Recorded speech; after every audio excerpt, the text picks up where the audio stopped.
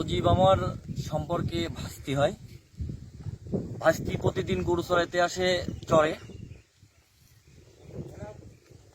ধরেন কালকেও প্রতিদিনের মতো গরু চড়াইতে চরে আসছে। আসার পরে আসরের আজানের পরে মেঘ হয় আকাশে। মেঘ হওয়ার পরে প্রচন্ড পরিমাণ ঝড় শুরু হয়। ঝড়ের পরে বৃষ্টি হয়। বৃষ্টি হওয়ার পরে ওর বাসার মানুষ সবাই টেনশনে থাকে যে সজীব বাসায় আসে না কেন। ঝড় বৃষ্টি হলে সজীব তো দ্রুত বাসায় চলে আসে, তো আজকে কেন আসতেছে না। এটার কারণে আমরা সবাই সজীবকে ফোন দিই, সজীব ফোন রিসিভ করে না। রিসিভ না করার কারণে আমরা সবাই বাসায় থেকে সজীবে খোঁজার উদ্দেশ্যে চরে বিভিন্ন কলা বাগানে যে কোনো ক্ষেতের মাঝে খোঁজাখুঁজি শুরু করি। খোঁজাখুঁজি শুরু করার পরে আমরা কোনো জায়গায় না পাওয়ার পরে তখন এই কলা বাগান দিয়ে বের হয়ে রাস্তাতে আসার সময় দেখি যে সজীব পড়ে আছে, গরুগুলাও এখানে পড়ে আছে। তারপরে কি করলেন? তারপরে আমরা এখান থেকে গরুগুলা রেখে সজীবকে আমরা এখান থেকে নিয়ে বাসায় নিয়ে গেলাম। এটাই ঘটনা।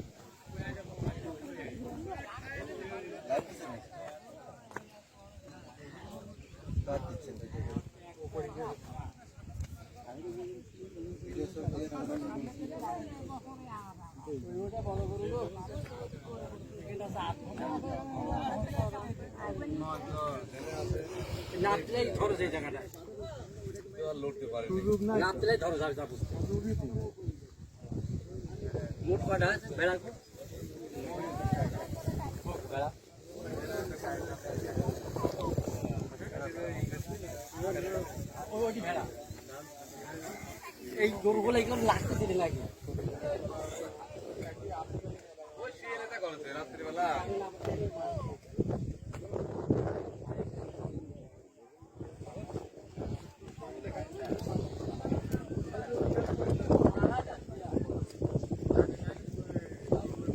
করছেন আপনারা? আমরা ধরেন মেঘের আগে একটা চরের একটা ভাষা আবহাওয়ার কারণে এই জিনিসটা ঘটেছে। মানে কি আবহাওয়ার কারণে? এখন ধরেন যে দেয়াল যুগটি এর সাথে একটা যুগিত ছিল থাকার কারণে এই শুনকি যেটি পাইছে শুনকি ওইটিকে মারিতে চলে গেছে। মানে এটা কি অলৌকিক ঘটনা বলে মনে করছেন?